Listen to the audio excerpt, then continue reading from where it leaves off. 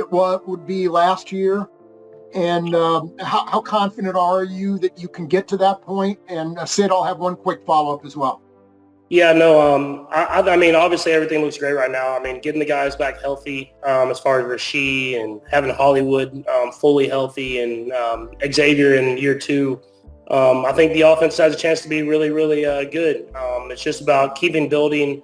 I'm excited to kind of have these guys again, just with we've had a lot of turnover in the receiving room, and it seems like the core group will be back in its entirety. So the goal is to try to build on it and get even better and try to get back to some of the explosive passing plays that we've done in years past.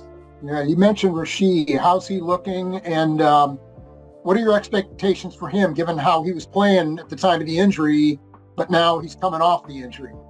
Yeah, no, I mean, it's the expectations are high. I mean, he looks really good. He's running routes. He's catching the football. I don't know when we get back into the actual OTAs, how much he'll be able to do, but he's been able to do everything here as far as running routes and everything like that. And I know it was unfortunate that how he got hurt last year, but it was so early in the season that he's going to get pretty much a complete offseason, which I think will be big going into this season. Next, we'll go to Sam McDowell. Hey, Patrick, and Sid, I'll have a quick follow-up, but just when you look back at last year, obviously you guys in the offseason had put a big emphasis on the explosive and downfield passing game. When you look back at it now, how do you just diagnose that?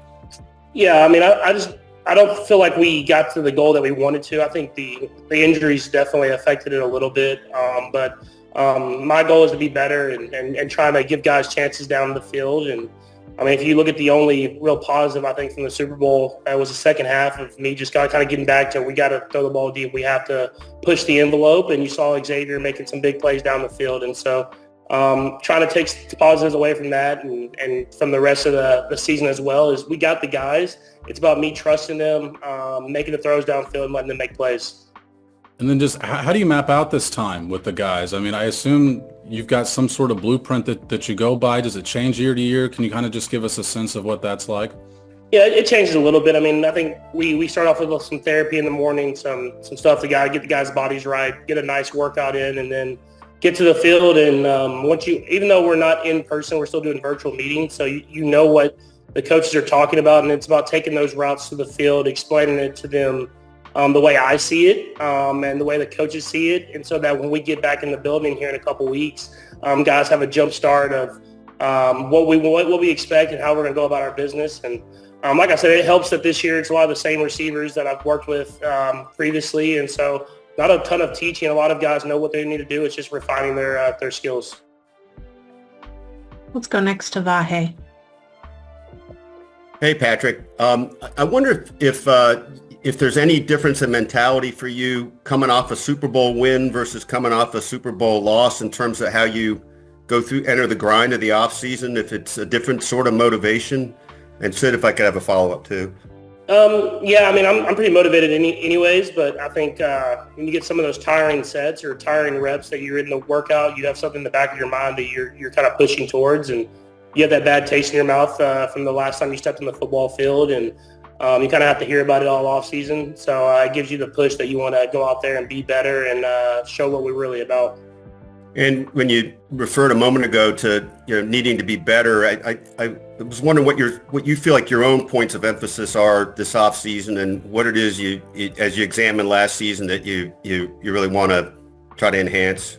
Yeah, I mean, there was opportunities in games for deep shots that I either didn't take or we missed barely, and I think if we can get back to hitting some of those throws, I mean, we preached about this last offseason. It opens up the rest of the offense, and so that helps the run game, that helps the medium pass game, everything. And so you want to get back to that. Defenses are starting to creep up a little bit more and forcing us to get back to the deep throws, and so we have to be versatile enough to be able to do both, hit the deep shots and hit the underneath stuff, and that's when we'll be at our best.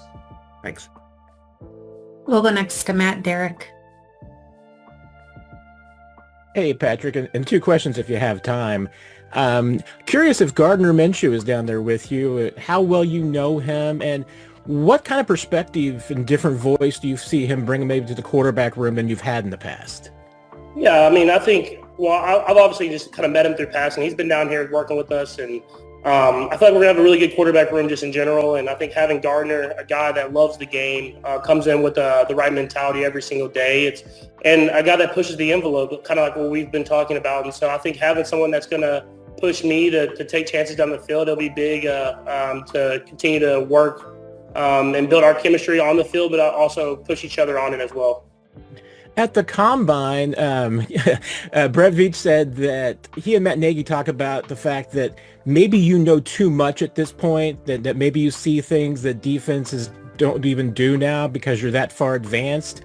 But said so much of it just comes back to settling your feet and trusting the protection. Does that resonate with you? Is that something that you feel like that you agree with and you see too? Yeah, in a sense. I mean, I think just this last year especially, I don't like sometimes you give guys too much credit and knowing what the coverage is and how it's supposed to be played and you know what your reads are. But at the same time, you still have to go through your progression, and that's something I have to continue to do. So even if it's a too high coverage or whatever it is, there's still chances for me to throw the ball down the field. I have to go through the progressions the right way and trust in the play call and trust in the protection. And that's something that I'll try to get back to this year and something I have to continue to get better at. We'll go next to Todd Levo. Patrick, a couple of things. First off, looking back at the tape and everything you went through last year on the line, at left tackle, you guys had some struggles here and there. What was that like going through all that, and what do you like about the moves that have happened so far for you guys to kind of shore that up? And I'll have one little quick one after this. Yeah, I mean, it's the guys that were battling, that are trying to find their spot in the NFL to compete and be great. And I thought guys did good jobs. Obviously, the Super Bowl left a bad taste in everybody's mouth, but I thought throughout the season, guys stepped up and made big plays happen and protected when they needed to be to protect. And I think this year, just trying to solidify the group, bringing in a guy like Jalen Moore and a guy that's played some snaps, learned under Trent Williams, someone that we have big expectations for. And it's just you get a core group of guys that you want to solidify, and you never can account for injuries and stuff like that, but hopefully a group that will be kind of together throughout the entire year. Because when you look at the great offensive lines, a lot of times it's a unit. It's everybody. It's not just one guy here and there. And so we're excited for it, and there'll be healthy competition in camp. But we'll find the 5 right guys that we'll go with, and we'll have guys behind them ready to go as well.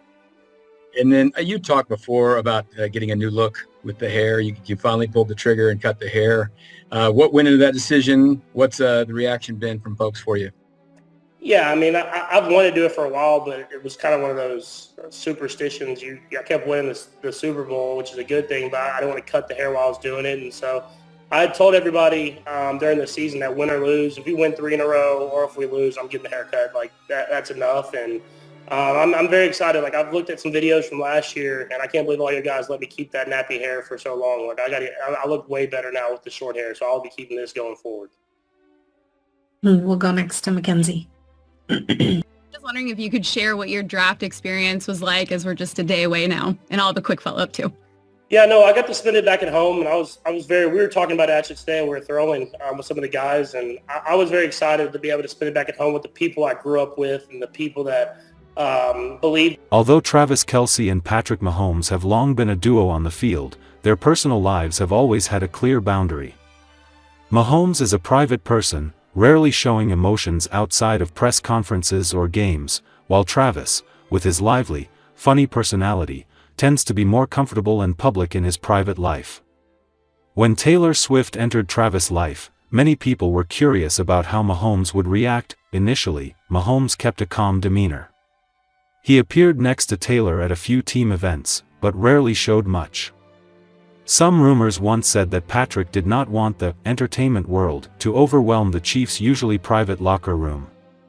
However, after the 2024 season ended with Mahomes' 3rd Super Bowl trophy, along with a series of times Taylor cheered the team from the stands, their relationship gradually changed. Patrick started to see Taylor's genuine side, a Chiefs insider shared. She wasn't just a superstar who came and went. She was there for Travis, and for real. The turning point came during Christmas 2024, when the Mahomes family invited Travis and Taylor to a party at their Texas mansion. Taylor brought homemade cookies, Britney revealed in a TikTok video. From there, the two families bonded. Intimate meetings and quiet actions without the spotlight, Mahomes and Swift's friendship grew quietly. In the early weeks of 2025, Taylor was spotted alongside Britney at a few Kansas City Current women's games, a team Britney co-owns. The two were photographed together several times, including at charity events and weddings for mutual friends. Taylor and Britney have more in common than people think, a close friend of Britney's shared. They're both powerful, family-oriented women who understand the pressures of living with a sports superstar. It was through their closeness that Patrick began to spend more time getting to know Taylor, not just as Travis' girlfriend, but as a person. An artist, a smart, strong woman who is devoted to the people she loves. Patrick doesn't use the word family easily, Britney once said in an interview. But when he opens up, there's no changing that. The catchy statement, "Taylor is part of our family," at the private dinner in Mission Hills, after everyone had settled in and the lights were shining brightly in the courtyard, Patrick stood up and gave an emotional speech. While everyone thought he would just mention his goals for the new season, Patrick surprised the crowd by giving special words to Taylor Swift. "I think of my family. My wife, my kids, my parents, and people I consider my brothers, like Travis. But today, I want to say this, Taylor, you're not just Travis' girlfriend. You're part of our family. And I'm proud of that." The entire stadium erupted in applause. Taylor, who was sitting next to Travis, smiled brightly and naturally reached out to hug Mahomes. The hug, captured by a private photographer at the event, became an iconic moment that went viral on social media for days. Travis and the team's reaction. Travis Kelce, who has always been a staunch supporter of Taylor, couldn't hide his emotion after his close friend's speech. "He was a little teary-eyed," a friend of Travis's said. He was afraid that the NFL would never fully embrace his relationship with Taylor. But Mahomes proved otherwise that day. Mahomes' actions were also welcomed by the coaching staff. "A winning team is not just about passing the ball, it's about unity," Coach Andy Reid said. "If Patrick sees Taylor as family, then so do we." Several other players on the team have also begun to show their affection for Taylor. Wide receiver Rashee Rice and wing Isaiah Pacheco have both posted photos of themselves with the singer at extracurricular